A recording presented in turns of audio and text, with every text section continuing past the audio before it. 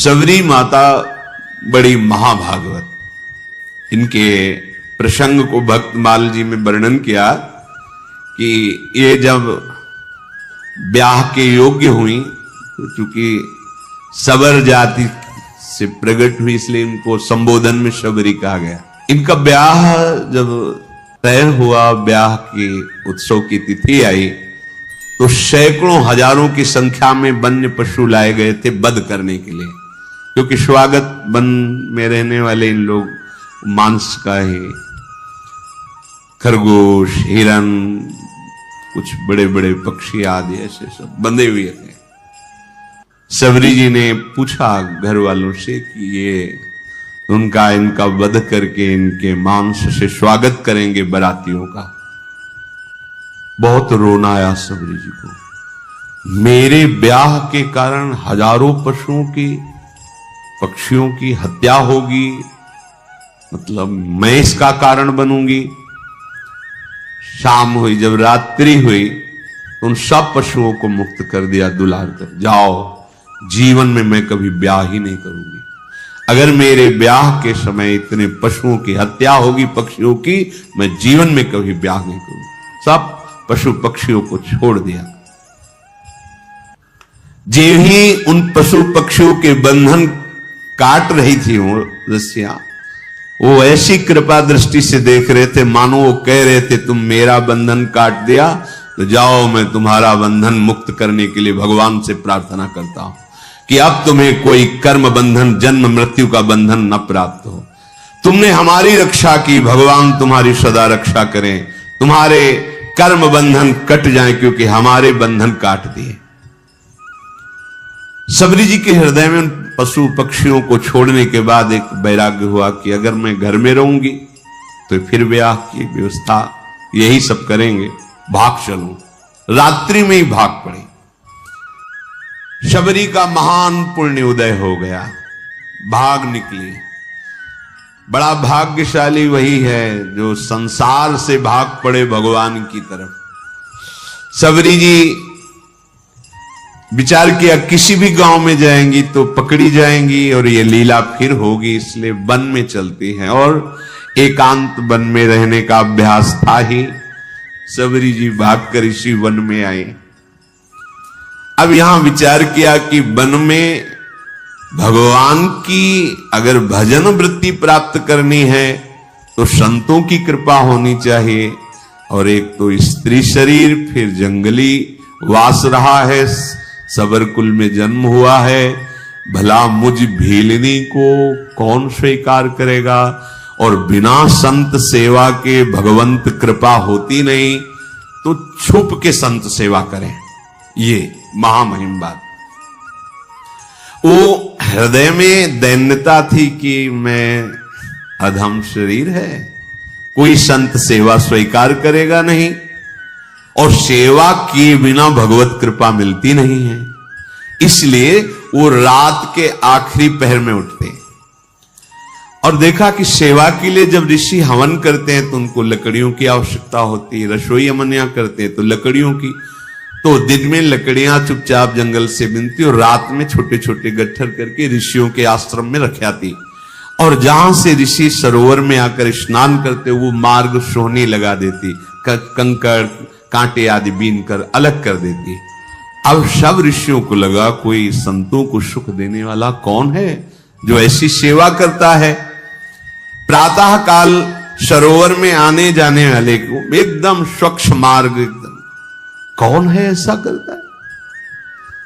सब ऋषि प्रातः काल जब स्नान करने जाते तो सोचते, पर वो तो रात्रि में सेवा करके चली जाती एकांत में, ये कौन ऐसा है जो बड़ा भारी सुख प्रदान कर रहा है। देखो भगवान की कृपा से सेवा में रुचि होती है। सबरी जी ऐसे संत सेवा करने लगी। अब मन में उनके बहुत दैन्यता थी कि अगर किसी की दृष्टि पड़ गई तब तो उनको बड़ा दुख होगा कि अधम और ऐसा उसके हाथ की लकड़ी बीनी हुई है। बहुत उनके हृदय में ये बड़ी कृपा। ये जो अहंकार भरा होता है, मैं अमुक श्रेष्ठ कुल का मैं ये मैं भगवान को पसंद नहीं है। मतंग जी ने विचार किया कि ये कौन है जो आकर के हमारे चोरी कर रहा है। चोरी का तात्पर्य होता है भजन चुराना। ये आप साधारण न समझे जैसे संत सेवा आप 2 फूल भी ऐसे डाले ना, ये फ्री नहीं, इसका हिसाब होता है। आप ऐसे किए ना, इसका भी हिसाब है, बहुत हिसाब है। किसके लिए कर रहे हो, किस निमित्त से कर रहे हो, वो सर्वदर्शी प्रभु देख रहा है। मतंग जी बड़े असंग महात्मा थे, पर बहुत ही हृदय में भगवान के प्रति प्रेम था। अन्य महात्मा जन भी विराजमान थे, पर तप, व्रति, नियम, संयम, मतंग जी के हृदय में भगवत प्रेम का विशेष प्रभाव था। मतंग ऋषि जी के मन में एक दिन बहुत दृढ़ निश्चय हुआ, ये कौन चोर है जो सेवा करके भी छुप जाता है और हम सब ऋषियों का भजन आनंद। क्योंकि कोई भी सेवा करता है वो तुम्हारे भजन को लेता है, फिर ही नहीं है, बात समझना। ऐसा ना समझो कि आप जो पहन रहे, खा रहे, पी रहे, देख रहे, सुन रहे, सारा हिसाब है, इसलिए विरक्त को रात दिन भजन करना है। हम जिसकी रोटी खाते हैं उसको भी भजन देते हैं, जो प्रणाम करता है उसको भी भजन देना है। और वैसे ही सबका सर्व मंगल करने का स्वरूप होता है संत महापुरुषों का। मतंग ऋषि बड़े ही मतंग थे प्रभु के अनुराग में, परम विरक्त, भक्ति रसानंद से परिपूर्ण। रोज अपने आश्रम में देखते कि दोना में फूल रखा हुआ है, लकड़ी, सेवा के लिए मार्ग पूरा साफ। ये कौन है रोज सेवा कर रहा है? अपने शिष्यों से कहा, सुन, रात भर जगो, रोज सेवा पहुंचाता। कौन है ऐसा जो चुपके से सेवा कर रहा है? एक बार दर्शन करना चाहते हैं। सब शिष्य रात में जगे, अलग अलग जगह छुप करके खड़े हो गए। धीरे धीरे सबरी जी आई, दोने में कैसे पुष्प रखकर लकड़ी जे ही, तो कौन है? सबरी जी तो एकदम मानो सूख गए कि अब तो जान गए, अब सेवा छूट जाएगी। देखो किस बात का दुख है, अब सेवा छूट जाएगी। अब कोई भी ऋषि हमारी सेवा स्वीकार नहीं करेगा। एक तो स्त्री शरीर, दूसरा सबर कुर में जन्म, ये सब महान ब्रह्म ऋषि हैं, ये सब हमें हटा देंगे, मेरी सेवा छूट। बहुत विकल होकर शांत खड़ी हो गई। मतंग जी जब आए तो देखकर आंसू निकल पड़े। खान पान की कोई व्यवस्था नहीं, झाड़ियों में छुप के रहती संत सेवा, आंसू निकल पड़े। सबरी जी की कैसी सेवा? जान गए तो सकुच गई कि शायद अब सेवा छूट जाए। आंसू की धारा बहने लगी और कहा, बेटा ऐसे सेवा करती हो, कहां रहती हो? उन्होंने कहा, प्रभु झाड़ियों में छुप के रहती है। पूरी कथा बताई भाग। अच्छा, अब तुम निश्चिंत हो जाओ। सबरी जी से कहा, अब तुम निश्चिंत हो जाओ, तुम्हें अब कोई चिंता नहीं करनी चाहिए। भगवत भक्ति का प्रभाव ऐसा है कि वो न जाति देखती है न शरीर देखती है। तुम स्त्री शरीर हो कि पुरुष शरीर हो, किस जाति को, किस कुल के हो, ये भक्ति महारानी जिसके हृदय में आ जाती है, भगवान उसके अधीन हो जाते हैं। सबरी जी को मतंग ऋषि ने ऐसे वचन के द्वारा साहस बना और शिष्यों से कहा कि तुम जानते हो ये कितनी पवित्र है? ओहो, बहुत बड़ी बात। भक्ति को प्रताप ऋषि जानत, निपटने के केऊ कोटि विप्रताई, यहाँ पे वार डारिए। मतंग जी ने कहा कि आज के बाद तुम्हें छुप के रहने की जरूरत नहीं। आश्रम में ही एक पर्ण कुटी सबरी, इसमें तुम विराजमान हो। और कहा कि आज तुम्हें हम मंत्र दीक्षा और नाम दीक्षा दोनों प्रदान करेंगे। मांगा नहीं, सच्चे शिष्य को मांगने की जरूरत नहीं होती, अपने आप गुरु विधान कर देते हैं। देखो, वास करो इस कुटिया पे, और तुम्हें आज मैं मंत्र दीक्षा और नाम भी दिया, मंत्र भी प्रदान किया, ये जब पूरे वन में बात फैली कि स्त्री जाति और ऐसा और मंत्र दे दिया और पास में कुटिया में, तो सब विरोध मतंग जी का करने लगे कि ऐसी जाति की ऐसे नहीं करना चाहिए, ब्रह्म ऋषि हो ऐसा वैसा। मतंग जी की वो अवहेलनात्मक बातें, निंदात्मक बातें कर मतंग जी की प्रसन्न हुए कि जिसको अपने ब्राह्मणत्व का अभिमान है, तपस्या का अभिमान है, जितेंद्रियता का अभिमान है, भगवान को अच्छा नहीं लगता है। ये करना चाहिए पर अभिमान नहीं करना चाहिए। दिनों दिन शबरी का अनुराग गुरुदेव के चरणों में बढ़ रहा, क्योंकि कोई ने आश्रय नहीं दिया, कहीं कोई आश्रय देने वाला नहीं, सब जगह दूर दूर। गुरुदेव ने नाम मंत्र तो गुरुदेव के चरणों में अपार प्रेम शबरी जी का। एक दिन आकाशवाणी हुई मतंग जी के लिए कि आपने जो शबरी को स्वीकार किया, इससे भगवान बहुत प्रसन्न हुए हैं। भगवान की प्रसन्नता का हेतु है कि अभी विमान आने वाला है और आप सीधे भगवान के धाम को जाएंगे। उसी समय विमान उतरा। मतंग ऋषि भगवान के धाम जाने को उत्सुक है, भगवान का साक्षात्कार होगा, भगवान के समीप रहने को मिलेगा। शबरी जी रो पड़ी, गुरुदेव आपकी सिवा तो इस वन में कोई मुझे नहीं चाहता, अगर आप चले गए तो भगवान हमारे तो प्राण ही चले गए।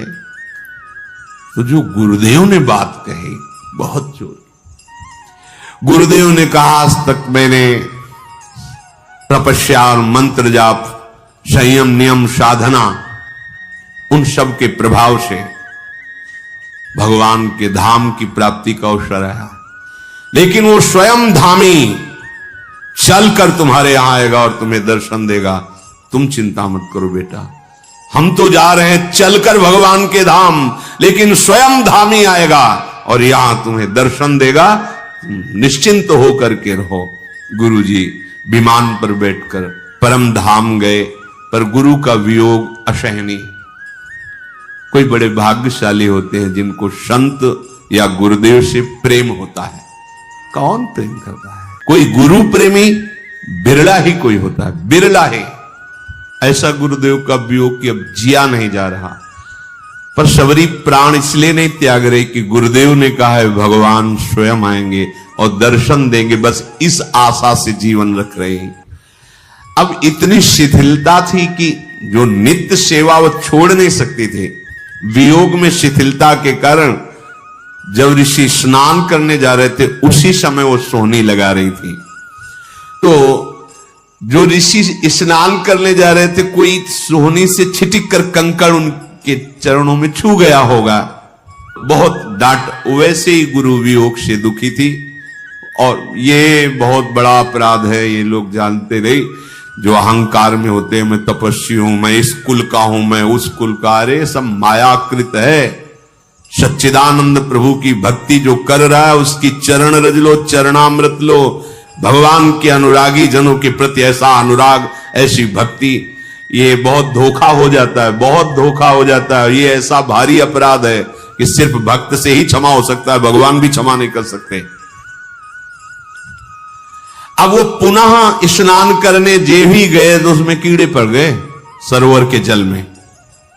शबरी जी को इतना धिक्कारा, तुझे दिखाई नहीं दे रहा, मैं आ रहा हूं, मुझे तेरे झाड़ू से कंकड़ छू गया। शबरी जी तो भाग पड़ी, एकांत में जाकर रोने लगी। वैसे ही गुरु वियोग से दुखी थी, इसीलिए विलंब हो गया था, नहीं तो रात में ही वो सोहनी लगाती थी। शबरी जी के हृदय को भारी दुख कि जो हमारे वचनों के द्वारा समझाते थे, जो हमें चरणों का आश्रय, वो तो अंतर ध्यान है। अब यही है, ये महात्माओं को दुख पहुंचा, क्या करूं, गुरु ने आज्ञा की, नहीं तो अभी शरीर को छोड़ देती। ओ ये दुख भारी अपराध हो गया। उनको क्या कहा, अभागी, और रुधिरवत रक्तवत हो गया जल और कीड़े, दुर्गंध आने लगी जल से तत्काल। तो उन्होंने मन में सोचा कि शबरी के कंकड़ स्पर्श का प्रभाव देखो कितना, तो उसका प्रभाव कि जल भी अपवित्र होगा। जब बुद्धि उल्टी होती ना तो उल्टा ही चिंतन होता है। हृदय में शबरी जी गुरुदेव प्रदत्त नाम का मंत्र का जप कर रहे हैं। रोज तड़के उठकर मार्ग बुहारना और रोज पुष्प की पंखुड़ियां ऐसे पावड़े बिछाना, सुंदर निर्मल जल भर के रखना और सुंदर फल रखना। कि गुरुदेव ने कहा भगवान आएंगे, पक्का भगवान आएंगे। रात दिन गुरुदेव प्रदत्त नाम मंत्र का चिंतन, गुरुदेव ने कहा है भगवान आएंगे, इसका दृढ़ विश्वास। अब क्या भगवान के स्वागत में तो जंगल में यही है फल। तो सुंदर सुंदर बेर के जो वृक्ष थे उनसे ऐसे बेर लेती, पहले चखती, चखने के बाद वहां मीठे है तो उस बेर तो झूठे तो हो ही गए ना। चखने के बाद हाथ थोड़ी प्रक्षालन, जंगल है ये थोड़ी क्या कहा कि हाथ में कमंडल धोना। ऐसा नहीं कि खा खा के बेर रखती थी, उस वृक्ष के मीठे है कि मेरे प्रभु को खट्टे न लगे तो ऐसे देखा, हाँ मीठे, फेंक दिए और नए फल लेकर के उनको ऐसे रखते। इसीलिए कहा गया है कि झूठे बेर। वैसे भी शास्त्रीय पद्धति में सबसे पहले भगवान को भोग लगा और प्रेम पद्धति में सबसे पहले अपने को पाना है। आप पहले पा लिए तो भोग लगाने लायक नहीं, लेकिन ये प्रेम है, उल्टा मार्ग है। यहां ये ज्ञान हमें नहीं था। ऐसा हो ही नहीं सकता कि प्रभु के लिए थाल सजा रहे पहले उससे ले, ऐसा कैसे? कोई पूछता तो उत्तर नहीं। ये तो इसी प्रेम नगरी का एक है, जिसके भी हृदय में जहां भी प्रेम, ये प्रेम का प्रभाव और स्वभाव है। मानसी गंगा में दंडोती परिक्रमा जब गुरुदेव के साथ लग रही थी गिरिराज महाराज की, तो मानसी गंगा में तो वहां एक सहतूत बेच रहा था। सहतूत में से तो श्री जी को भोग लगाने के लिए प्रक्षालन किया, बीन बीन के सही रखे। महाराज जी ने कहा थोड़े लो और पाओ, बताओ कैसे? हमको महाराज जी पहले श्री जी को भोग। बोले हमारे यहां पहले श्री जी नहीं, पहले तुम पा के बताओ कैसे, खट्टे अधिक खट्टे तो नहीं। और देख लो महाराज। बोले जब हम कह रहे थे तुम पावला, हिम्मत नहीं पड़ रही थी कि श्री जी के पवा के बिना के पाया। कहा मीठे। बोले जाओ हाथ धो, आचमन करो, अब भोग लगाओ। उस दिन से समझ में आया कि हमारी लाडली जी को पहले हम चखेंगे फिर भोग लगाएंगे कि वो ठीक है कि नहीं है। तो शबरी जी भी ऐसे, ये बेर पेड़ का कहीं खट्टा तो नहीं है, बाकट तो नहीं है, तो उससे पहले चखती और फिर वो बेर दोने में लेके फिर प्रभु के रोज और रोज बस पावड़े बिछाए, फल रखे और बैठ गई। सुबह से शाम प्रभु आएंगे। गुरुदेव ने कहा प्रभु बहुत दिन बीत गए पर अश्रद्धा नहीं हुई गुरु वाक्य पे। नहीं, गुरुदेव ने कहा प्रभु आएंगे। मार्ग में जाए रहे लोचन बिछाए को, नेत्र लगाए। गुरुदेव ने कहा है भगवान ऐसे ही बहुत दिन बीते मग जोहत, तो आ गए औचक सो मिटे सब सो गए। दूर से देखो भगवान आ रहे हैं, छुप गई। अभी तक तो इंतजार कर रही थी, जब देखा भगवान आ रहे हैं तो छुप गई।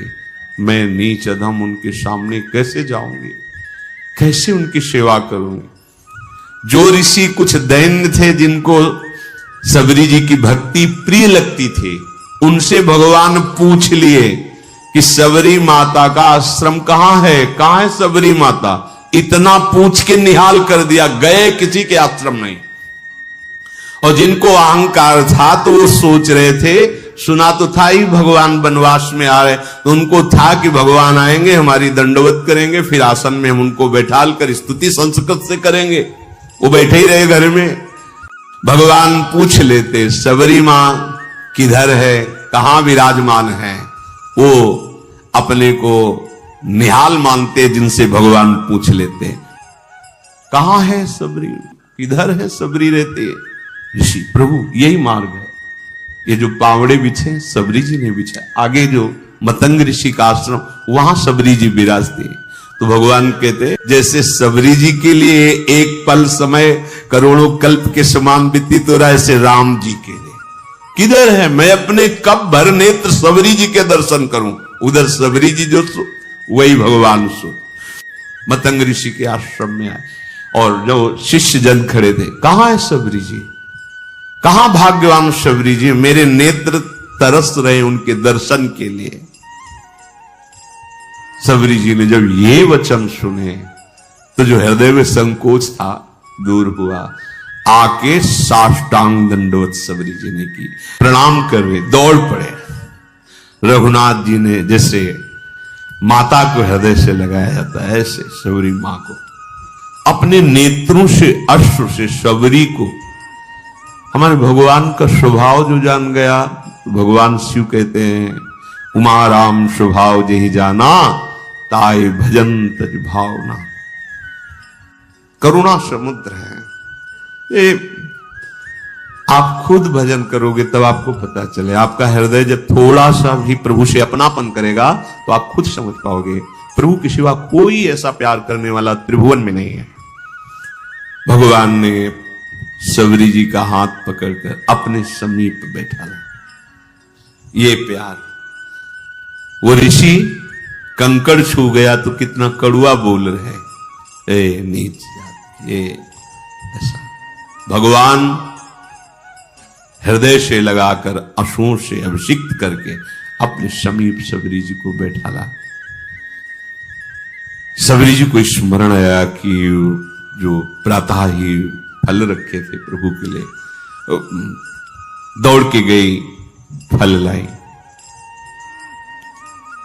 भगवान, वाह, मेरा वनवास का सारा कष्ट दूर हो गया तुम्हारे फल पाके, बड़ाई कर रहे।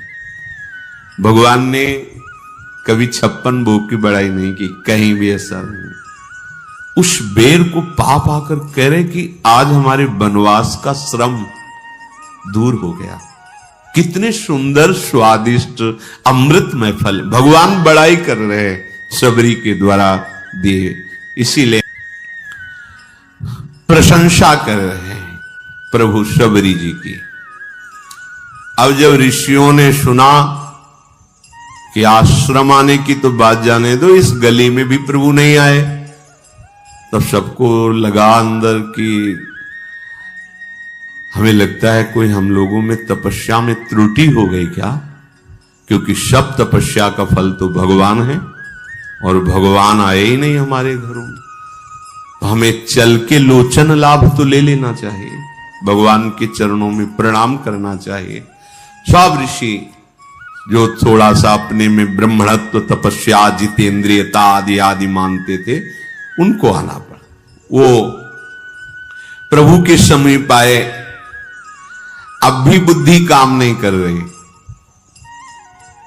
प्रमाण मिल चुका है कि सबरी जी कितनी पावन है। उनके मन में आता है कि बड़ी समस्या पैदा हो गई है, अगर वो सरोवर का जल भगवान अपने श्री चरणों से स्पर्श कर दे तो निर्मल हो जाएगा और हम लोगों के प्रयोग में आ जाएगा, क्योंकि सबरी की अपवित्रता के कारण वो दूषित हो गया था। वो लोग भगवान को प्रणाम किए और भगवान बैठे हुए तो निवेदन किया। वो सब ऋषि लोग अभिमान त्याग कर भगवान के पास आए और भगवान से कहा कि प्रभु, इस सरोवर का जल जो है नीच जनों के द्वारा छूने से कीड़े पड़ गए, अपवित्र हो गया, तो हम ब्रह्म ऋषियों की सेवा में नहीं, आप अपने श्री चरण। तो भगवान ने कहा, नहीं, हम तो आप ऋषियों के चरण सेवक हैं, आप देखो अपना चरणामृत डाल करके, क्योंकि आप तपस्वी जितेंद्री ब्रह्म ऋषि हैं, हम तो आपके सेवक हैं, आप डाल के देखो। उनको लगा कि एक बार भगवान कह रहे थे, डाले जाके तो और दुर्गंध पैदा हो गई। आए, बोले प्रभु ठीक तो हुआ नहीं। तो बोले हमारे चरण से तो ठीक होगा ही नहीं। उनका, नहीं प्रभु, आपके चरणों का प्रताप तो है ही, क्योंकि शिला छू गई तो अहिल्या के रूप में प्रकट हो गई, तो पानी तो बोले सही मानो, अगर हम चरण रख देंगे तो और बड़े बड़े कीड़े हो जाएंगे। अगर उसे स्वच्छ करना चाहते हो तो तुम सबरी के चरणामृत उतारो तो फिर डालो जाके। अब भगवान का आदेश, बड़े बड़े ब्रह्म ऋषि सब बोले, केवल एकमात्र सबरी जी के चरण स्पर्श किए हुए जल से ही वो पवित्र हो सकता है, दूसरा कोई उपाय नहीं, क्योंकि तुम सबसे भयानक अपराध बनाए, स्त्री जान करके, नीच कुल की जान करके उनको तुम धिक्कारा है, तुम उनको ऐसी भावना से ये अपराध तुम्हारे सारे तप को, सारे प्रभाव को नष्ट कर दिया। अगर तुम कहीं अपने जीवन को कृतकृत्य करना चाहते हो, सरोवर के जल और हृदय को स्वच्छ करना चाहते हो, तो सबरी जी का चरणामृत ही काम करेगा, दूसरा कुछ नहीं। अब भगवान की आज्ञा, ईश आज्ञा तो सबको शिरोधार्य है। सबने जे ही सबरी जी बड़ी प्रार्थना, दैन्यता, जे ही चरण स्पर्श हुआ, निर्मल स्वच्छ और अमृत जैसा जल हो गया। तब भगवान ने शबरी जी की स्तुति की, जो नौधा भक्ति पीछे गाई गई थी, वो भगवान शबरी जी को नहीं सुना रहे, उन्हीं ऋषियों को बता रहे कि ये पूरी की पूरी भक्ति हमारी माता शबरी जी में विराजमान है। जाति पाति कुल धर्म बड़ाई धन वैभव कुटुंब गुण चतुरता, मैं इन सबसे नहीं रीझता। हे शबरी जी, आप में तो 9 भक्ति विराजमान है, जो गति योगियों के लिए भी दुर्लभ है, आज मेरे सामने ही तुम्हें वो दुर्लभ गति प्राप्त होगी। मेरे दर्शन का फल है जीव अपने ब्रह्म स्वरूप को प्राप्त हो जाता है। मम दर्शन फल परम अनुपा, जीव पाओ निज सहज स्वरूपा। फिर कहा कि शबरी जी आप यहां विराजमान, कहीं जानकी जी को यहां से जाते हुए ऊपर से कोई तुम्हें ऐसा कुछ खबर है क्या? शबरी जी ने कहा, प्रभु पास में एक पंपा नामक सरोवर है, वहीं सुग्रीव हैं, आप वहां जब जाएंगे तो उनसे मित्रता कीजिएगा, वो सब आपको सूचना दे देंगे। हे नाथ, आप कुछ देर रुको। और शबरी ने एकदम एकाग्रता की और उनके शरीर में योगाग्नि प्रकट हो गई। भगवान के सामने ही पांच भौतिक शरीर का लय करके भगवत धाम को गई।